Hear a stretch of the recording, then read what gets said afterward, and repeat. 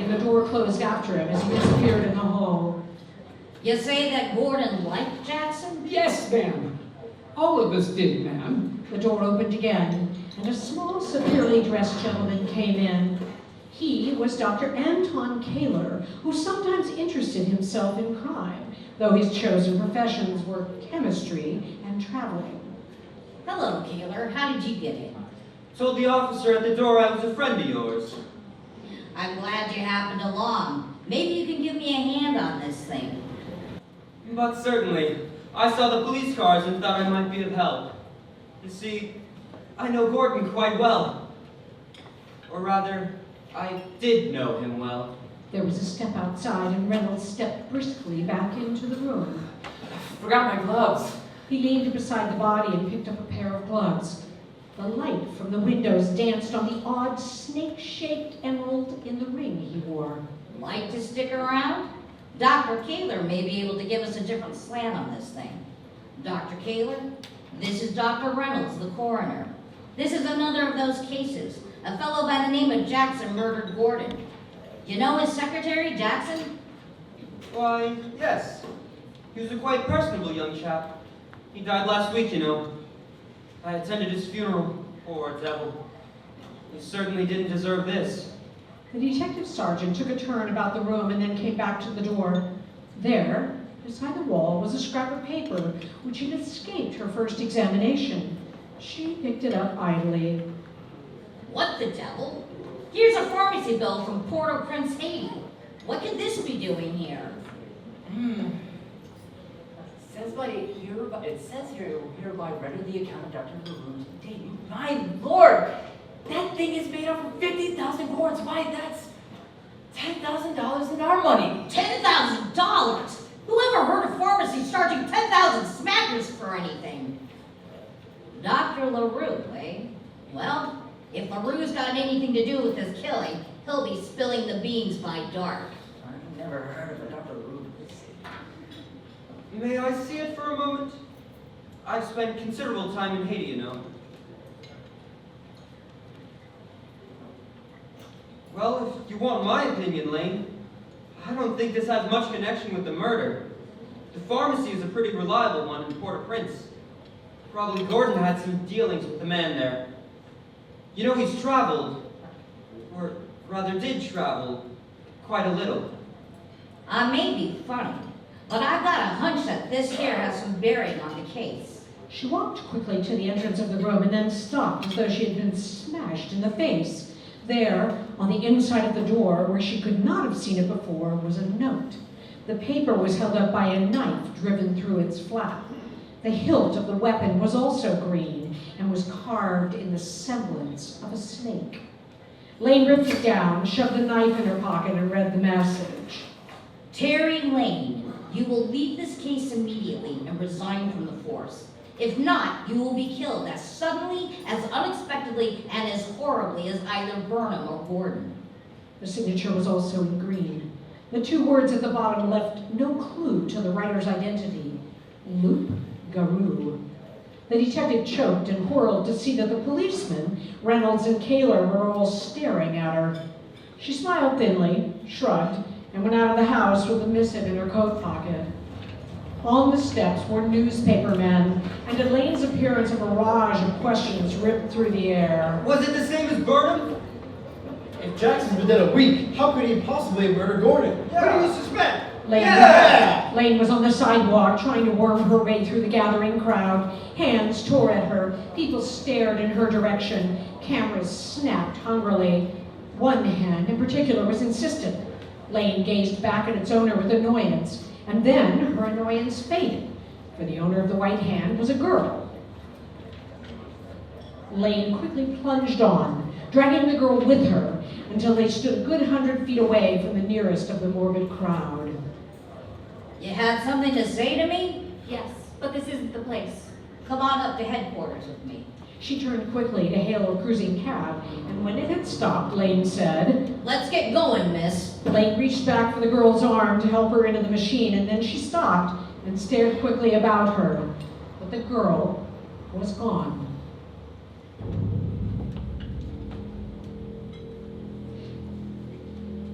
And now, a word from one of our sponsors. Witches, if your recipe for Eye of Newt should be renamed Eye of, oh no, not that again, then pay attention to this very important announcement. The liveliest recipe book ever printed is now yours for the asking. This book is bumbling with surprises from cover to cover. Appetizers, salads, entrees, desserts, with nary a toad, snake, goat, or yew tree harmed in the process. All recipes in this astounding book of gastronomical delights have one simple, easily digested, sublime tasting ingredient in common: Jell-O. That's right, Jello. No more searching for deadly nightshade or casting spells in hopes your family will be delighted with a mediocre meal. Jell-O is available in any grocery store. Buy it in all flavors and secure your supremacy at your next coven gathering.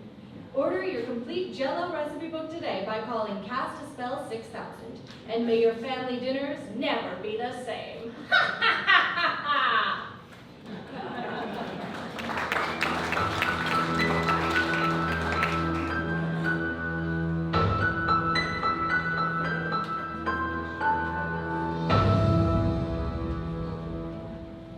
But Inspector, if I can't open the grave, how the devil do I know whether or not this guy Jackson is still buried? It's your case. Yeah, but how about a little bit of cooperation? I tried to connect with Jackson's family. I can't exhume that body without an order. Lane picked up the note she had found on the door. And as for this thing, how the devil could it get there? Whoever wrote it knows I'm on the case and they think I've got the evidence. Oh, did you find out what that signature loup-garou means? It means the human hyena. Is that gruesome enough for you? It's part of a voodoo fetish. One of the priests or something in a black magic cult. Well, if you can't do anything but sit there and twiddle your thumbs, I'd take that note's advice and resign. Yes, I suppose you would. I can't seem to get my teeth into anything. Here's this business of a green serpent and a human hyena or wolf, and next comes LaRue who can't be located. The only way I can find out if dead men really are coming back to life and killing is by digging up Jackson. And you won't let me do that. All right, well, I'm no ghoul, and I didn't think I'd ever dig graves. But order or no order, tonight I'm gonna exhume Jackson. And if I'm caught, well, what the devil? It couldn't be worse. Under the light of the half moon, white tombstones stood out spectrally in the cemetery. A shiver ran up Lane's spine, but she straightened her shoulders, hefted her shovel, and pick. Whatever teeth that note might have had, they'll sink now if ever. One by one, she inspected the stones, careful not to tread upon the mounds. William Jackson by his ever-living sister. Lane stared about her, and then with a sigh of repulsion sank her pick into the mound. At last her shovel scraped against metal. Redoubling her efforts, she undermined the casket until she could stand to one side. Lane pried up the outer lid of the casket, and a low whistle escaped the detective, and she began bent to look more closely. No, there was no mistake. The coffin was empty. As she stood beside the casket, small clods of dirt fell from above and struck her head. She whirled suddenly, stepped to one side. The icy beam of her light bit up toward the sky and lit up the ghastly face of a dead man. There was no mistake. Lane knew that the man was a corpse. The lips moved slowly. The voice was harsh but toneless. I have come to kill you, Lane. Lane braced herself for a spring upward and felt tentatively for her gun. Then she writhed inwardly as she realized that she had left it with her coat on top of the ground. What a fool she was. Again, the detective was about to leap up when she caught sight of another movement to the right. She changed the beam of her light, and there again was the expressionless face of a corpse. Another movement across the grave, another change of the light, and still another death mask. 3 men, dressed in the black of the grave, were about to take her life. There was no fighting or killing that would serve against men already dead. She lunged for the legs of the first one she had seen and felt her arms close around solid flesh. The figure reeled back, dragging and tearing. Terry out of the grave. The detective let go. She rolled to one side. She tried to scramble to her feet, but like maniacs, the three were upon her, pinning her down. Lane caught a glimpse of an expressionless face and saw grasping hands reach out for her throat. She struck out savagely, and her fist thudded against clammy flesh. The man's expression did not change. He didn't reel. The hands came closer, but before she could recover herself, she sensed a presence behind her. She tried to spin about. She was too late. Icy, bony fingers were closing about her windpipe. She struggled, tried to writhe away, but the thing which had her was not to be eluded. The hands tightened with a strength which was demoniacal. And now, another word from our sponsor. It takes healthy nerves to confront the undead. This is why steady smokers turn to camels. Just as noted zombie hunter, Dr. Aloysius J. Credenza. I know of no activity that places a greater strain on the nerves than zombie hunting. In my trade, the slightest inaccuracy can trigger a zombie apocalypse. And believe me, in these times, a zombie apocalypse is the last thing we need. One simple rule for success is watch your nerves. Because camels are milder, they never upset my nervous system, and believe me, I smoke plenty. But you don't need to chase after zombies to see how steely your nerves can be if you smoke Camels. You can prove it to yourself today. Camel cigarettes never get on your nerves, never tire your taste, never fail you in. Zombie warfare. Take it from me, start smoking Camels today.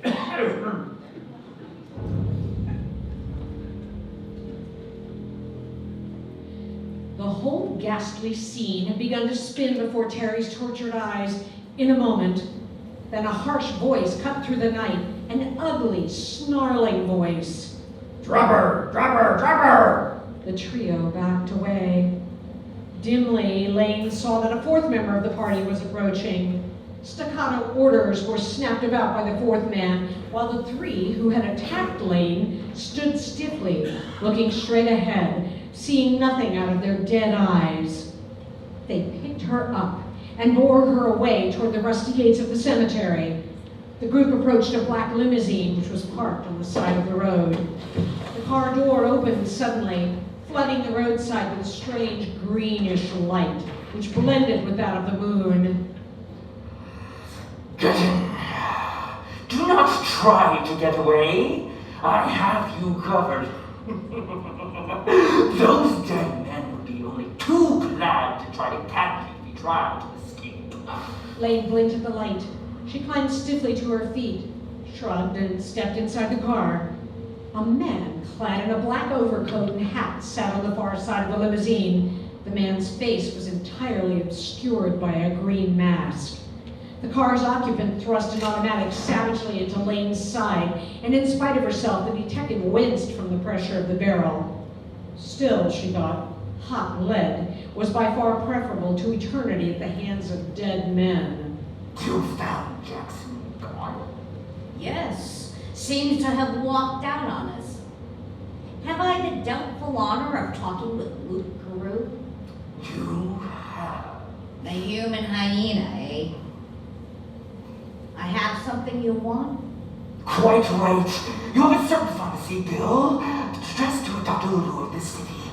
I want that bill.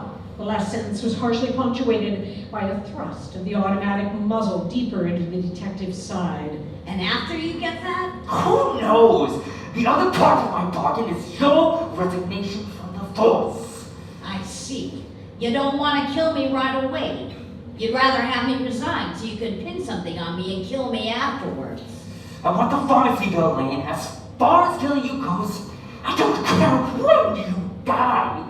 Luke Guru paused to see what effect this last had had on the detective, but if he looked for fright, he was mistaken.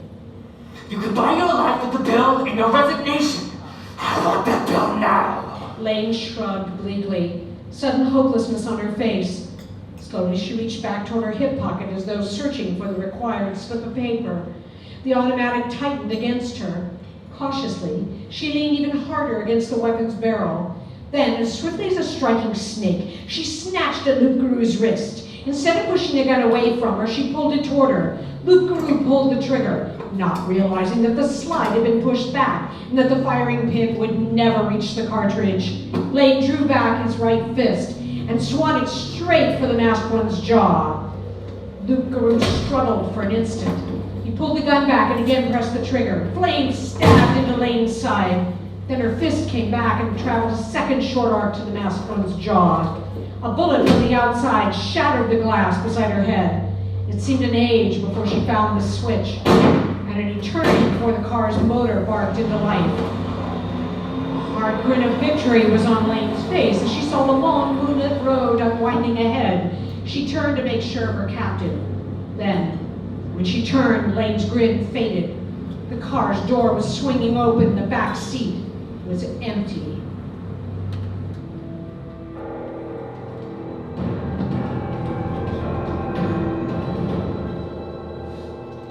Reynolds gave Terry Lane a judicial look.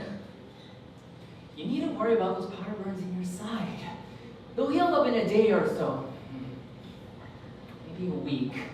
Did you get anything in return for it? That's what I want to know. Well, I found the car I swiped was registered under the name of Dr. LaRue, and I found out that Jackson's grave is empty. And I know that Haitian pharmacy bill is worth something. Isn't that about enough for one night's work? You rob a grave, steal a car, get shot up, and lose your arrest. Now that's successful, I suppose. Say, listen! Now. Doesn't mean anything by it, Terry. And then, with the doctor's license, he added, Be nice to him. I noticed the other day that his blood pressure's way up. He'll be popping off on us any minute. Yes? Oh, why, you old fossil? Wait a minute. It's your phone ringing, Terry. Lane picked up the instrument, faintly bored. She spoke for a moment, then sat bolt upright. When? This afternoon at 3? Yes, sir, Mr. Morton. We'll be there. She whirled on Leonard. Mr. Morton's secretary just died. You mean Morton? The banker? Yes, Morton the banker. His secretary, the private one, has had a fever for a few days and now he's dead. Morton received an extortion note a few days ago and he refused to listen to it. Told the gang he was too broke. Morton broke. What else? He wants Reynolds and me to come to the funeral and make sure that Kramer, the secretary, is really dead. This looks like Loup Garou all over again. And Lane regarded the knife on her desk with its snake handle. Well, if Morton's killed, then I'm going to string both of you up to the nearest telegraph pole, get me? The newspapers will have this thing on the streets inside the hour. If you slip up, it means both our jobs. And if Kramer isn't dead, by God, Reynolds, fix him up so there won't be enough of him to walk. Do you get me? When I leave that place, believe me, Kramer will be permanently dead.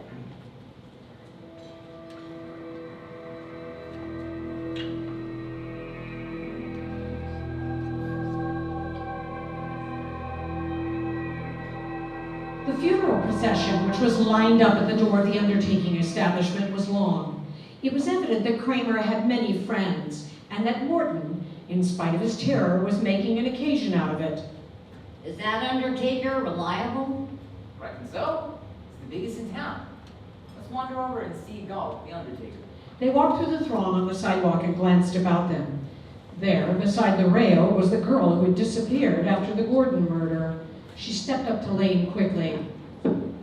I want to see you after you come out. It's a matter of greatest importance. I don't dare be seen talking to you. Then she turned and hurried away before Lane could say anything. Lane found the coroner near the door. Galt, the undertaker, replete in afternoon formal clothes, met them as they stepped inside.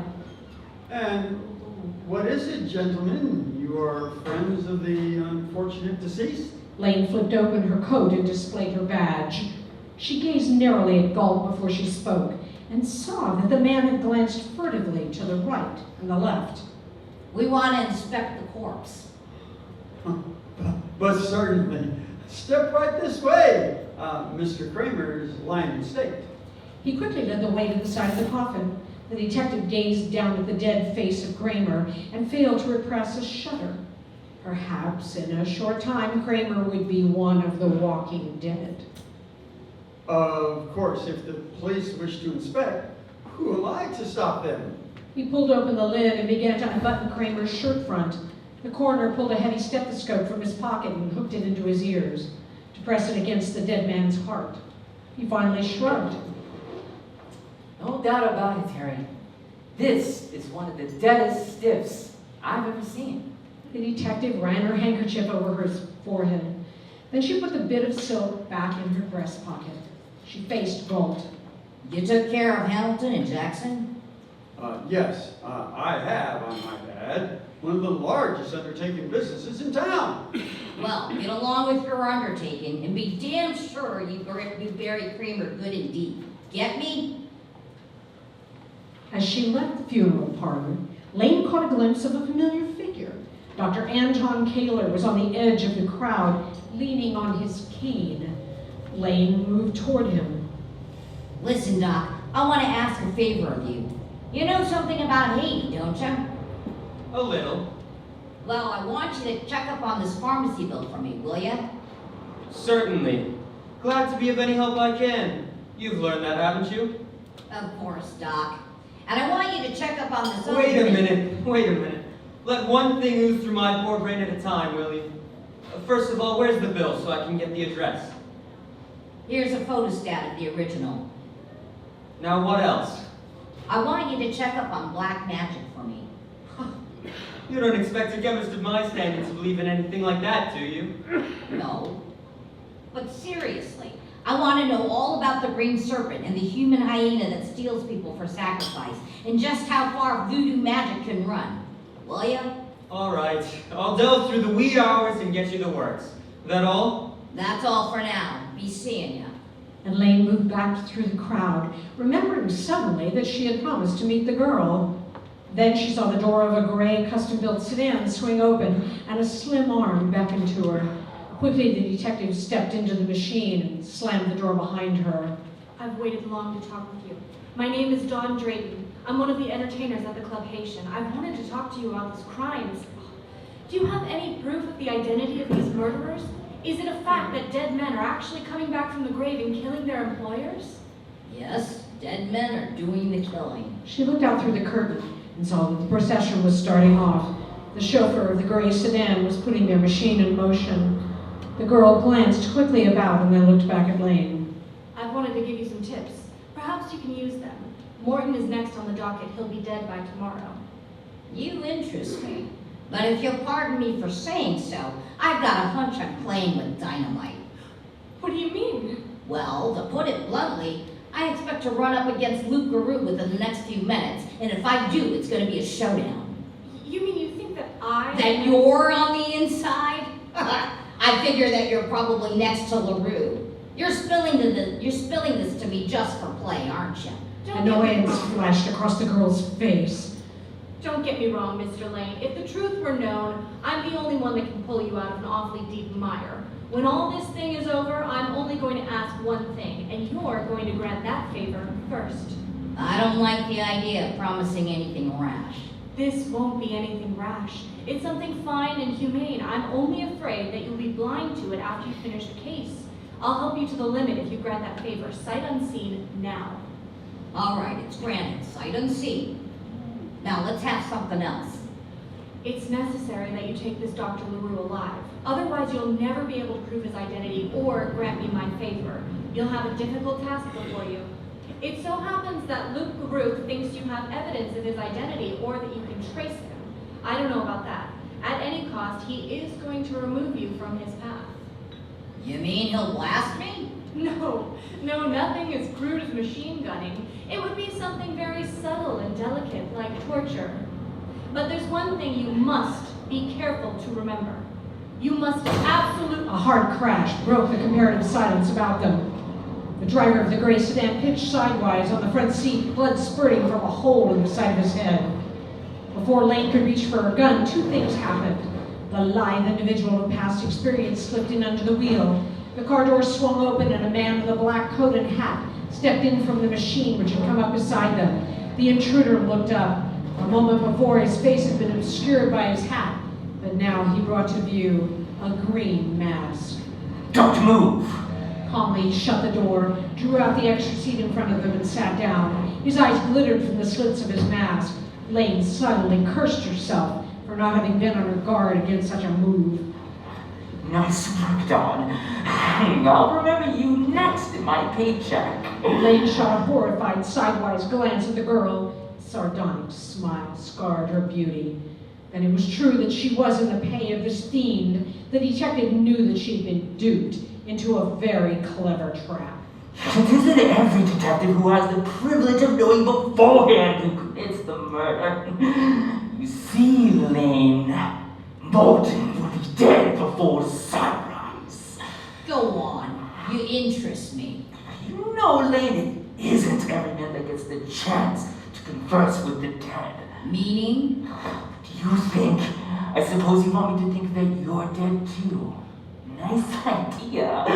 Before we were so rudely interrupted last night, we were talking about a pharmacy bill. You gave a photostat to a chemist. You asked him to check up on it. Evidently, you do not know the secret.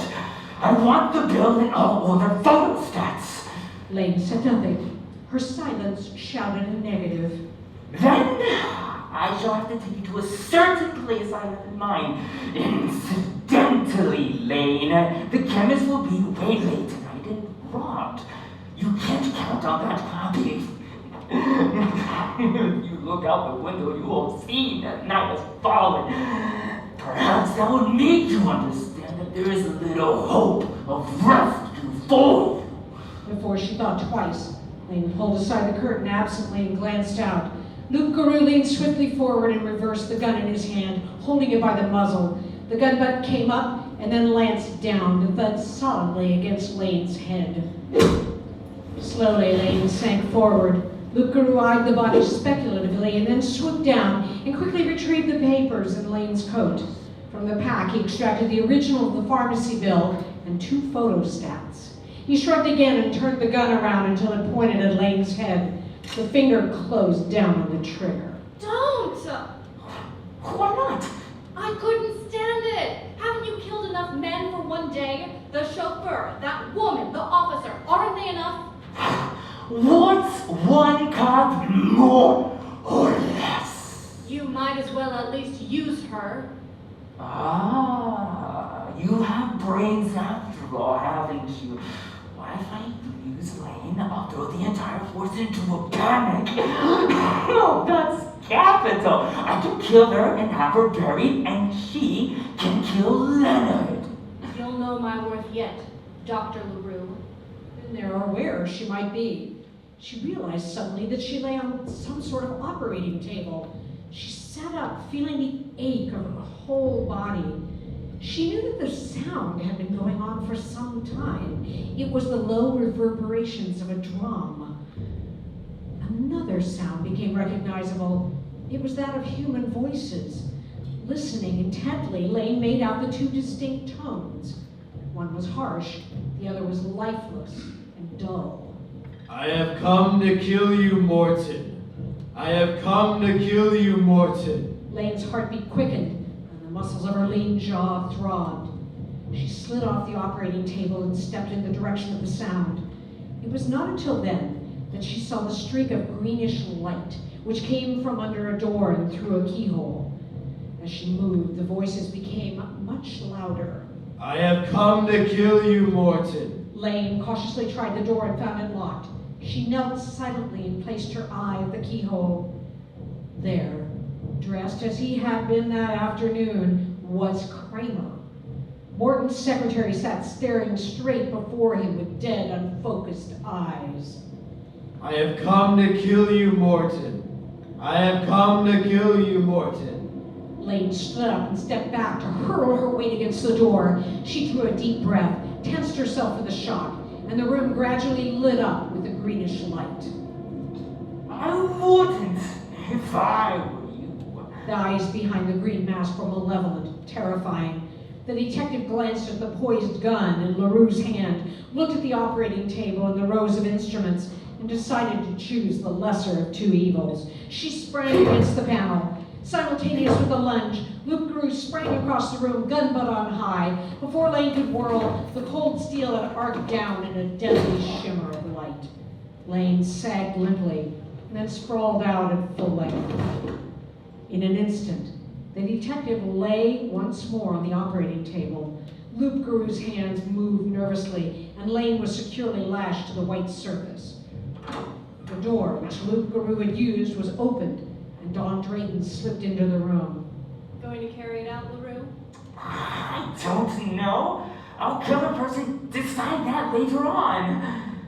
Prepare that slower-acting poison, will you? LaRue picked up a basin of water and threw it forcefully over Terry's face. That ought to bring the fool around. That is, if you can ever wake up a flatfoot. Dawn was busy at a side table with a nickel-plated syringe. Lane came to quickly and tried to rise. She sank back when she felt the weight of the ropes and gave Luke Garew a fixed stare. So you're still here, eh? Why the devil don't you kill me and get it over? You won't have long to wait, Lane. Thanks for the bill. My friend just delivered it through the other mimeograph. Your friend the chemist is lying unconscious in an alley. That is, he may be unconscious. Perhaps he's dead. Lane writhed and then subsided. Poor Kaler. Just because he'd been asked to do a favor.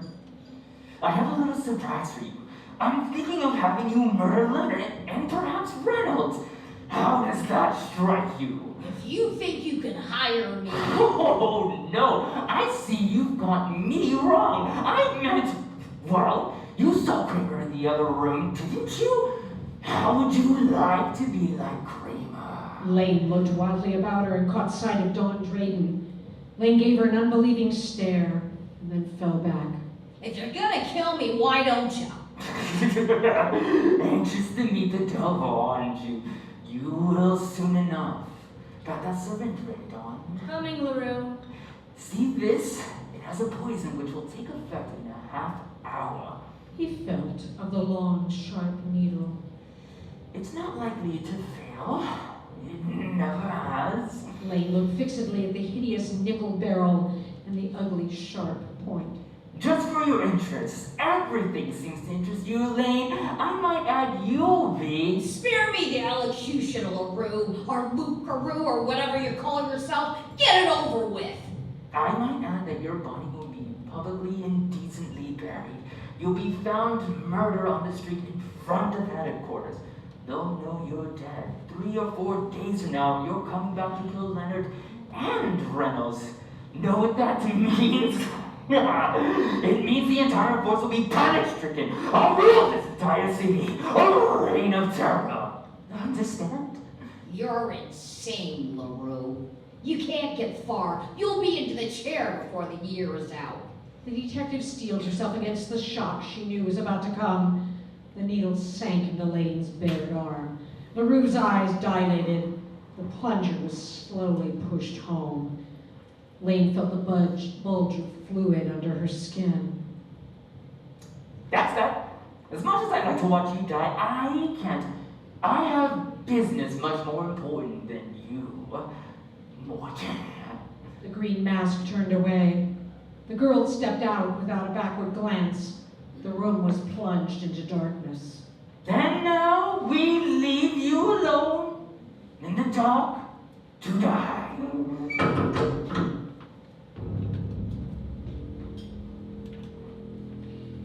And now, another word from our sponsor. This is a special announcement for any evil clowns or recovering evil clowns in our listening audience. Friends, are you tired of being vilified for wanting to entertain people? Do you find the isolation of being an evil clown too much to bear? Do you find yourself wishing there was more to life than terrifying your neighbors and small children, while generating the ire of traditional clowns everywhere? Are you ready to change your life and walk in the sun instead of lurk in the shadows and sewer systems of society? If you are sincere in your desire to return to the wholesome reason you wanted to be a clown in the first place, the Manchester Asylum for the Criminally Insane and Evilly Clownish has a nurturing, caring environment to assist you in your journey. Using only the most modern of technology and behavioral health, the Manchester Asylum expert psychiatrist will have you rapidly fixed up in no time, ready to go back out into society full of the demons, free of the demons that plague you. If you are ready to return to your true purpose as a clown, please call Crazy 8888. That's CRAZY Crazy 8888 and get up today!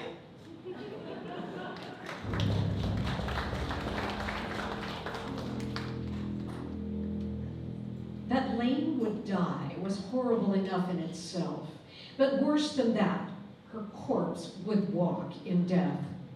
In view of the past evidence, Lane did not once doubt that this was possible. Then she became conscious of the silence. The silence would mean that Morton was about to die. Morton, to whom she had talked that afternoon. The door clicked and swung open stealthily. Lane tried to look in that direction, but could not. Blackness was all about her. Then the icy white beam of a flashlight bit into her eyes, blinding her. Lane moaned. Were they about to torture her further? Dawn Drayden's voice came to her. Lie still. You'll be free in an instant. Her fingers were working at Lane's bonds. What's the use? Plenty of use. You're not dead. There was nothing but water in that syringe. I put it in there myself. You mean Of course I mean it. But hope lagged, as Lane realized that this must be just another ruse. it? Why are you doing this for me? Dawn's face came into the light. Her eyes were hard. I have reasons of my own. Reasons that have been driving me from the first. I can't tell you now. There isn't time. I'm risking my life now as it is. If LaRue ever learns that I've helped you, that I put water in that syringe... But let's not think of that. I haven't got a gun for you. You've got to get out of here yourself. Why are you doing all of this for me? Because I want Dr. LaRue to get caught. I hate him. He's a fiend, a murderer. For the moment, Terry Lane was free. She didn't consider the odds. She was in debt to the girl, and she would have to try and repay it by getting out of this place alive. The detective strode forward into action. Steps were before her, and she ran quickly down. A door presented itself, and without pausing, Lane kicked it open. The mad, whirling strains of a jazz band hit her full in the face. She stopped and looked ahead to realize that she stood in the wings of a stage. This, then, had been the source of the drum. There was nothing ominous about a jazz band. She was in the Club Haitian. The detective ran swiftly to the entrance, lanced through the door, raced out into the street. A cab was cruising past at low speed, and Lane leaped for it. The Morton residence and step on it. The driver gave Lane a wild-eyed stare and then stepped all the way down on the accelerator.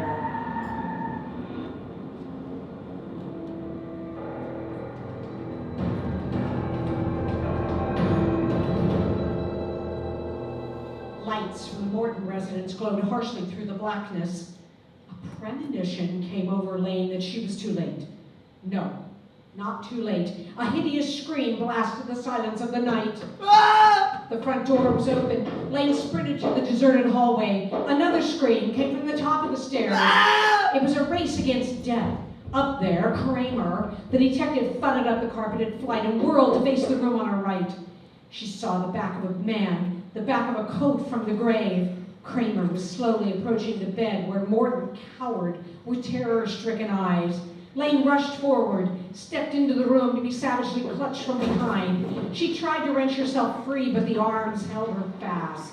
Some invisible person was holding her powerless. Kramer was plodding machine-like toward the bed, hands clutching out before him. Morton's palms were held out, supplicating, pitiful. I have come to kill you, Morton. Don't come near me! Lieutenant, get away from me! Kramer did not seem to hear. His steps were relentless, leaden. His sunken eyes bored unseeing before him. His face was putty-like in death. The hands were clenching and unclenching hungrily. Morton was sobbing, racked with horror. Kramer! Kramer! I have come to kill you, Morton. The convulsing hands stabbed forward, claw-like fingers met about Morton's throat. The banker was jerked to the floor.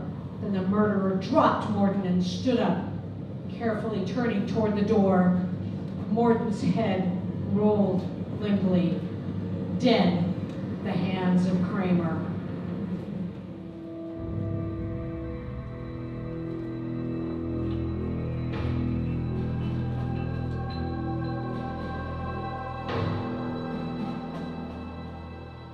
It's fantastic, fantastic, weird and ridiculous.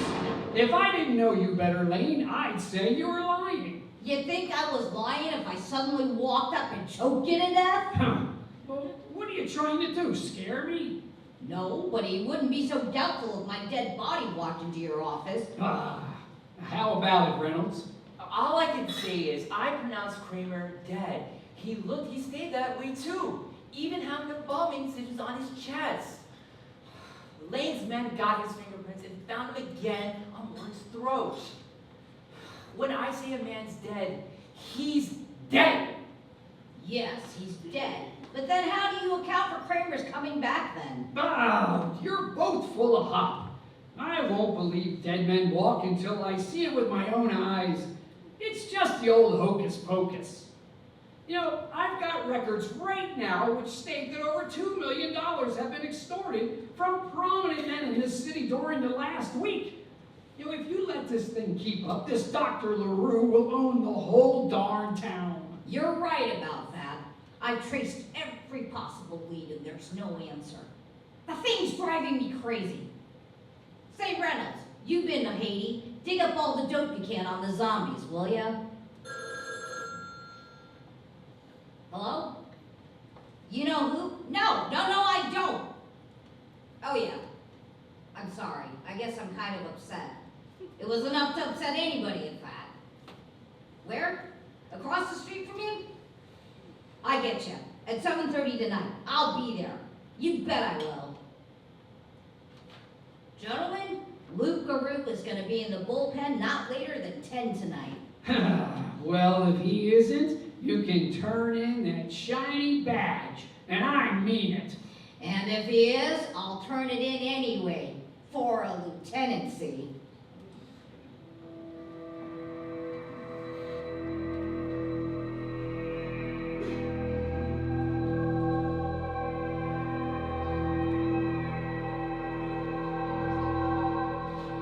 As per Don Drayton's orders, Detective Sergeant Terry Lane stood across from Galt's undertaking parlor at 7:30 sharp. She was alone in accordance with the girl's request. An arm touched her lightly on the shoulder and she whirled to see Dawn's face beside her. She was pale and worry lurked in her eyes, but she gave Lane a reassuring smile. This isn't any trap, and with a little luck we'll be able to wipe the slate clean. LaRue is coming to Galt's tonight? Yes, he is coming with a dead man at 8 o'clock. We'll have to be on hand before that time, if we expect to connect. All right. The fireworks can't start too soon to suit me. The detective reached up and gave the window a tug. It responded and slid silently open. She boosted herself up and crawled inside. The odor which greeted her was far from pleasant.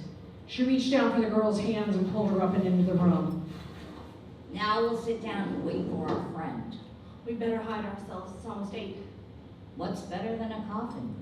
Lord knows there's enough of them around here.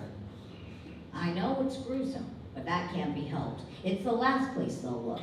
I hope so. Let's use the ones that are standing up. I couldn't stand the thought of lying in one. All right. Don't worry. I'll be right beside you. She closed down the lid. The detective looked about her and then chose a casket which leaned against the wall in the shadows. She stepped inside and closed the lid upon herself. Through the glass window, she could command the room with her eyes, if not her gun. The entrance door was opening slowly, and in an instant, there appeared Luke Garou, dragging a corpse. Galt, the undertaker, the maniac's henchman, and Dr. LaRue passed through the outer room of the building and approached the embalming chamber. Come on, let's put this thing on that table and get to work. He again snatched at the dead body they bore between them. Roughly, they threw the corpse on the white table of the embalming chamber. Suddenly, the bottom of Lane's coffin began sliding out gradually from the wall. The casket had been tilted back, and the added weight had caused it to slide out at the base. Lane braced herself for action. She thrust out the lid with a sudden jerk. It was this movement which caused her immediate undoing. With a dull scrape, the box crashed down. Lane was flat on her back, helpless. The detective thrust up the lid and tried to leap out. Death roared at her, and a bullet shattered the casket's glass. Lane rolled out and brought her own gun into play. The light one jumped aside and fired again. The detective gained her feet and rushed forward, gun up and ready. A flash of powder sprayed lead across her upper arm. Galt coolly aimed and shot from across the room. Lane felt the sear of a bullet above her temple. A gush of blood ran down into her eyes, blinding her. Lane was beset on 3 sides, and she did the only thing she could do. She backed up quickly and threw herself under the cover of the coffin. Galt saw Lane's gun come up over the coffin rim. He sent a bullet toward Lane's hand. The detective's gun shot away from her. Weaponless, the detective jumped to her feet, ready for the shock of bullets. Galt was upon her with a clubbed gun. Lane saw the gun crash down toward her forehead. Light exploded within her brain. She slumped dizzily, utterly limp. Luke Grew kicked her body for good measure. Throw her into one of those coffins. We'll dispose of her quick enough.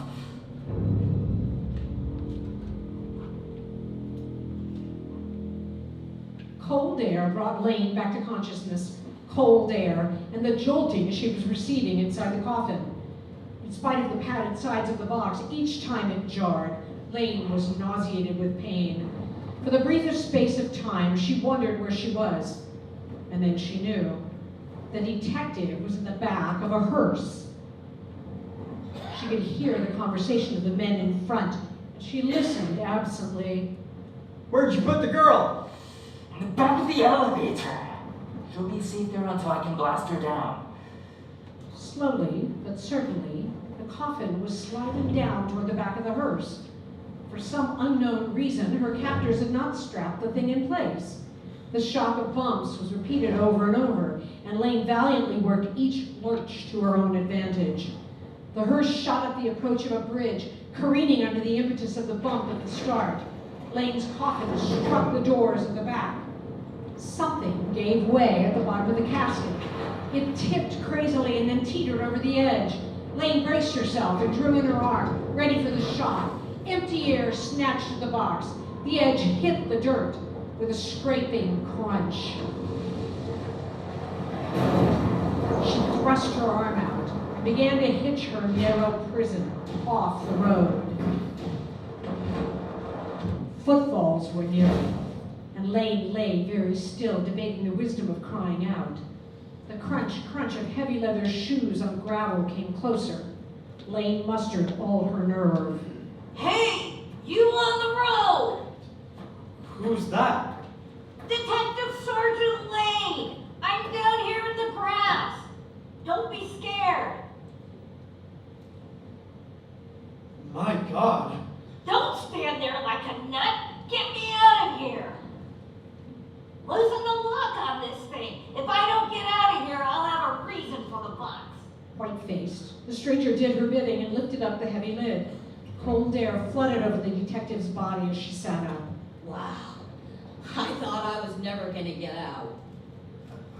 How? Never mind how. If you come around to the headquarters next week, I'll give you half my paycheck. Right now, I'm in a hurry. Thanks.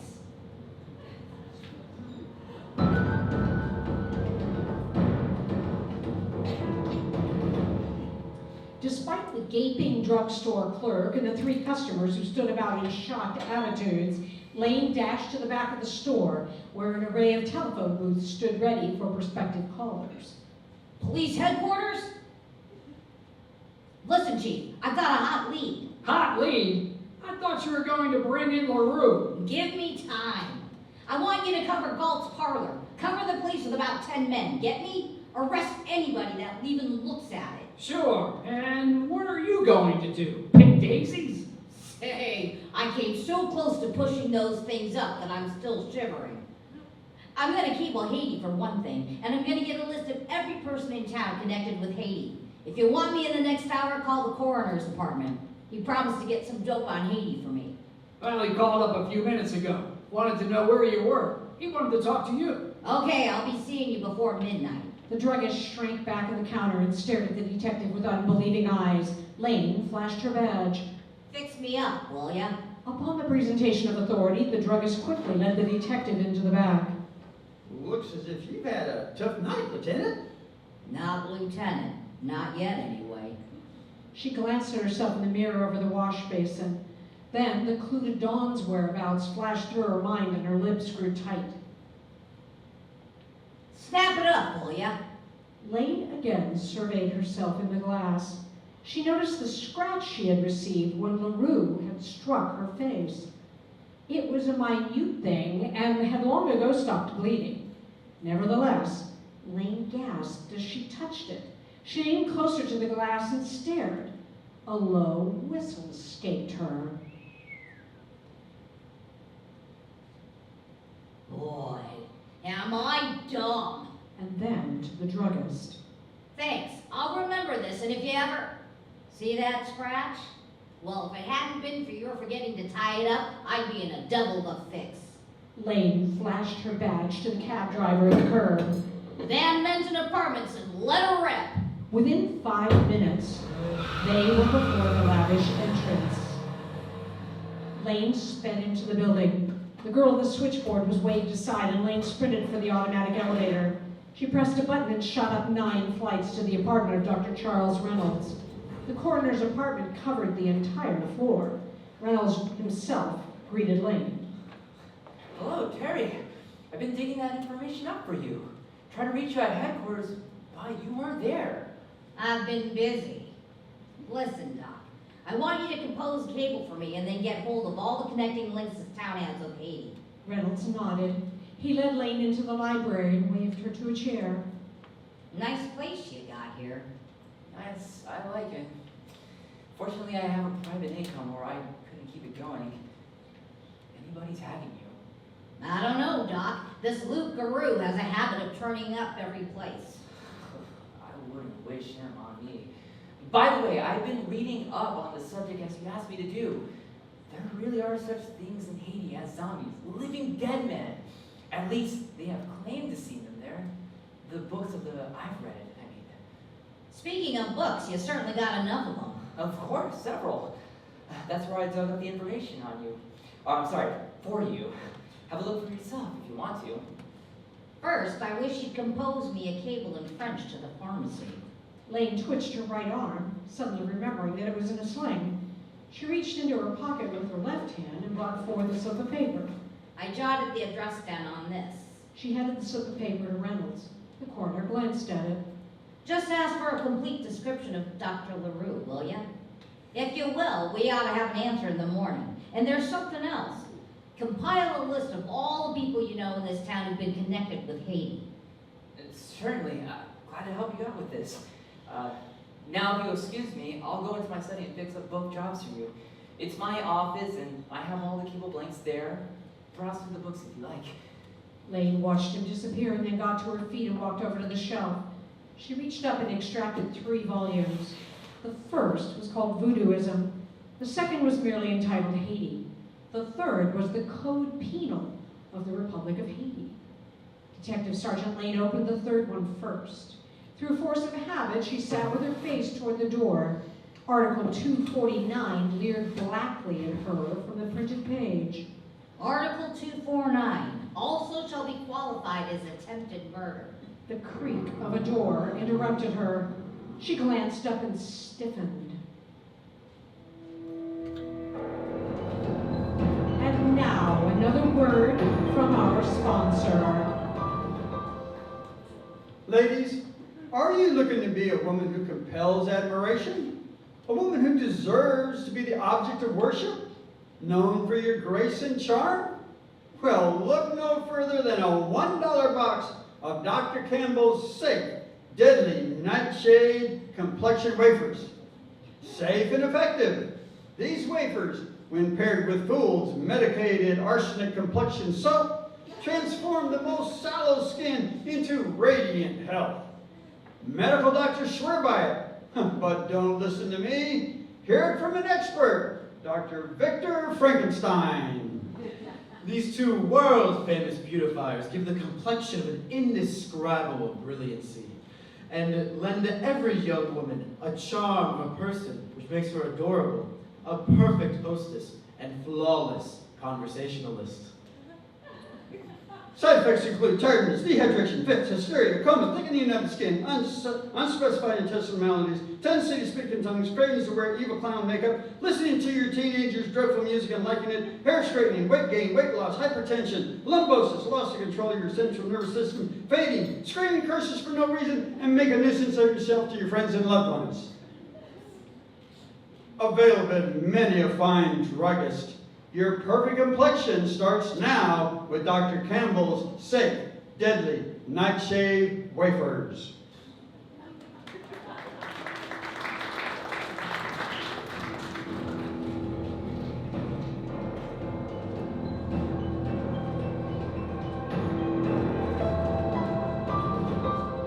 Coming toward Lane in that slow, lifeless shuffle was a blank-eyed corpse. The detective backed away, keeping her eyes on the lifeless face. The thing was shuffling faster now, seeming to sense the end. The hand stabbed out for Lane's throat. Lane ducked. Her left fist tightened. She carefully measured the distance to the left man's jaw and swung with all her might. The long blow arced straight to the dead face. It crashed into the clammy flesh. The man swayed a little, but did not move away. The hand shifted and came on. With the deadly purpose of an automaton, her attacker was forcing her back against the mahogany desk, bending her with the weight and strength of a thing not to be denied. Lane struggled, striking desperately to get free of the thing's horrible clutch. The cold, clammy hands caught at her throat. She felt them squeezing tighter. Her breathing became more difficult. Then suddenly, through a hazy blackness, half unconscious, she felt those talon-like fingers release their grip as the power of animation seemed suddenly to leave the living dead man. The wilting figure dropped to the floor with a thud to remain there, still and motionless. My God! What is that? Why? It's a dead man! Yes, a dead man. What if you're dead men, Dr. Reynolds? What? You're under arrest, Luke Carew. Under arrest for attempted murder, accessory of a You're deadly! And am I got the goods. I've had it ever since I glanced into a drugstore mirror. I wanted you to come out in the open and you did. It's the chair, Reynolds. The doctor's eyes gleamed fiercely. His hand blurred at his side and came up smoking, spitting flame. But Lane was not in its range. She had moved sideways. A round burning hole appeared at the end of the sling. Dr. Reynolds collapsed, rolled over, tried to bring up his gun. The hole in Lane's sling grew larger. The doctor's gun leaped out of his hand. Now that'll hold you. Where's Dawn Drayden?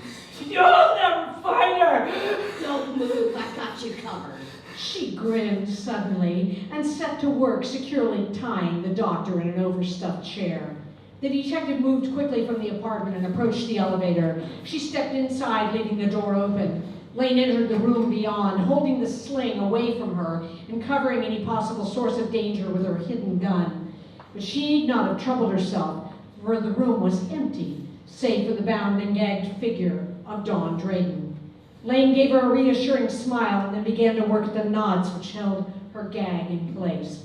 The girl's eyes were suddenly peaceful. I knew you'd come. I didn't even lose hope when LaRue came for a dead man. The detective released the ropes about the back of the chair and then helped her to her feet. She stood shakily, rubbing her chafed wrists. There's still work to be done. Where's the doctor's laboratory? In there, I suppose. I saw a white table when you opened that door. Lane stepped into the second room, stayed there for a moment, and then came back with a wicked-looking syringe.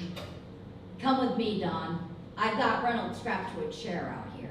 Together they went into the library. The coroner still writhed, glared about him. But Reynolds glared no longer when he caught sight of the nickel-plated syringe. You can't!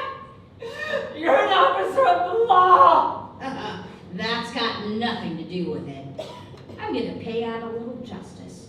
If you go to trial, it'll be your word against mine. You, the coroner. Maybe they wouldn't believe me, Reynolds, if I tried to tell them what a fiend you really are. You might escape the chair, but you'll never get away from this. She stabbed the flesh with a needle, her thumb on the plunger. Stop!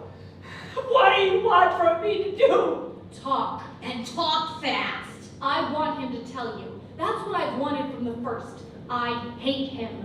Perhaps you'll understand when I tell you that 5 years ago, this man, this monster in human form, he was in Haiti. He was plotting then, planning to use zombies, living dead men to do his rotten work for him. I was in Haiti with my brother. Jim was weak, easily led. Dr. LaRue, as he called himself then, became friendly with my brother. Then later, Jim apparently died of fever, just as the secretaries of these rich men have died. It was not until later that I realized Dr. LaRue had killed my brother. Good Lord. And made him a zombie? No, but he tried. He then had not been learned enough about it. His efforts were not successful. Perhaps I should be glad that Jim was not one of the victims. Dr. LaRue has not made walk again. But there are others. Perhaps you may still be able to help them if you learn how this Luke LaRue has placed them in their half-dead state. He can help them. That's why I gradually worked my way into his confidence. It wasn't easy for me to do, hating him, loathing him. Yet I hoped to be able to help the others by pretending to be his aide, to be able eventually to turn him over to the police. I see. You see, I have pretended that I knew nothing of the real cause of my brother's death, but always he was watching me. That first time you saw me, said you were going to take me to headquarters. I ducked behind a cab, standing at the curb. I didn't dare go with you then, for he had seen me. I wondered what the deuce had happened to you. Oh, make him talk, or else make him one of them. Make him suffer as he has made those men who have been the walking dead. Talk! Lane's thumb pressed on the needle sticking into Reynolds' arm. All right! You'll find the formula in the upper part of that desk over there. The chemicals are in my laboratory. I swear they are. With those, the men can be brought back to normal health. Any doctor can do it. Look and see. It's here. I think he's right. Now then, I want the full particulars. Quick! I learned it in Haiti. There's a certain drug which creates a state of suspended animation for a few hours. Remember, as coroner, I pronounced those men dead every time I examined them, even those who supposedly died of the fever. I knew they weren't dead because I had given them the drug each time. But they were buried. No, they weren't. Reynolds glanced at the point of the syringe, still sticking in his wrist. Only their empty coffins. Galt the Undertaker was working with me. He arranged that. He was the man at the car when you hit me and thought you had knocked me out. But you didn't hit as hard as you thought you did. I got away. Never mind that part of it now. What made those men into zombies? A second drug which affected their brains, left men in a semi-hypnotic state. They have no will of their own, but will carry out any order you give them. And where did you get these drugs? There was a Pabali, a voodoo priest, who owned the drugstore in Port-au-Prince. I stayed with him, and he liked me. He swore me to secrecy and taught me how to mix and use those drugs. That's why I was so anxious to get the pharmacist bill. I had my men knock Dr. Kaler out after I thought I saw you give him the bill when I had dropped it when I examined Gordon. I was looking for it when I came back for my gloves. And you left those notes written in green ink for me. Of course. Yes. Kaler had a photostatic copy of the bill, but that was no good for me. I had to get the original for you while Port-au-Prince. Got my description. Just what I thought. That's why I came here and asked you to get that description of Dr. LaRue for me. I thought you would come out into the open then. And you did, by sending one of your living dead men to kill me. How about this man? What stopped him when he tried to kill me? I hurried. Failed to give him enough of the drug. He isn't dead, just in a state of suspended animation. There is an antidote that will bring him back to full health.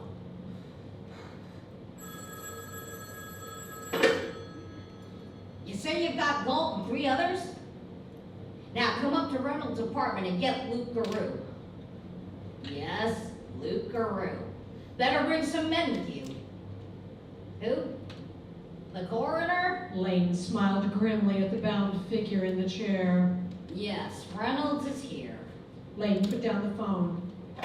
She picked up one of the books from the table and swiftly turned the pages. Then, half aloud, she read. Article 249.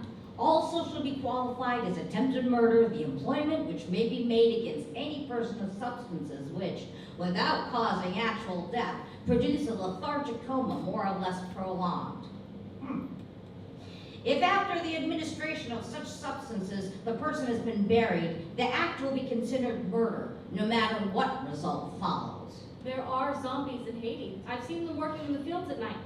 Lord, I'd certainly hate to be a detective there. She glanced down at the ring on Reynolds' hand. You got that ring in Haiti? Yes. The coroner looked at the emerald. Well, you certainly slipped up on wearing it.